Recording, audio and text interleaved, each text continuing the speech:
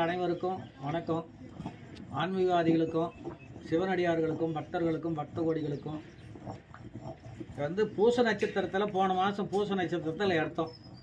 இந்த மாதம் தைப்பூசத்தில் புடம் போட்டு 108 தாமரை இதழை எடுத்து வச்சு 108 மலரை எடுத்து வச்சு அந்த மலர் அம்பாளுக்கு மகாலட்சுமிக்கு மந்திர உபதேசம் பண்ணி ஒவ்வொரு மலராக எடுத்து வச்சு முடித்து பூசத்தில் முடித்து பூச நட்சத்திரத்தில் முடித்து இதுன்ட்டு இந்த தைப்பூசம் இதில் புடம் போட்டு இன்றைக்கி பௌர்ணமிக்கு மை அரைக்கிறோம்.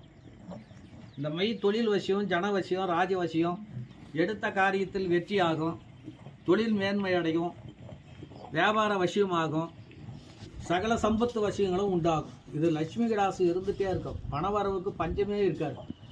தினந்தோறும் நெத்தியில் திரதமிட்டு நம்ம குலதெய்வம், இஷ்ட தெய்வம், பெரியவங்க பெற்றவங்களை நம்ம நினச்சி மைய திலதமிட்டு சென்னம்னா சென்ற இடமெல்லாம் சிறப்பாகும். தன்னை கண்டோரெல்லாம் வசியமாகுவார்கள்.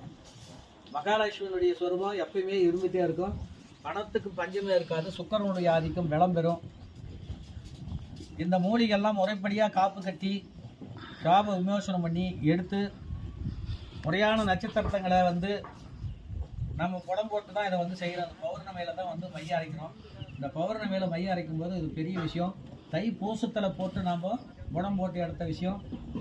108 மலர் செந்தாமரை மலரில் நம்ம செஞ்சுருக்கிறோம். மகாலட்சுமியுடைய சொருபத்தை வச்சு மகாலட்சுமியோட உருவேற்றி இருக்கிறோம். இந்த மை ரொம்ப சிறப்பான வேலை எந்த வேலைக்கு எடுத்துக்கினாலும் அந்த மை ரொம்ப சிறப்பாக போகும். வேணுன்ற பக்தர்கள் இதை முறையாக எடுத்து செஞ்சுக்கிறதா இருந்தாலும் செஞ்சுக்கலாம். தேவைன்ற மக்கள் மை வேணுன்றவங்க இந்த வாராகி பீடத்தில் அணுகி மை வேணுன்றவங்க வாங்கிக்கலாம். மறுபடியும் அடுத்த பதிவில் சந்திப்போம். நன்றி, வணக்கம்.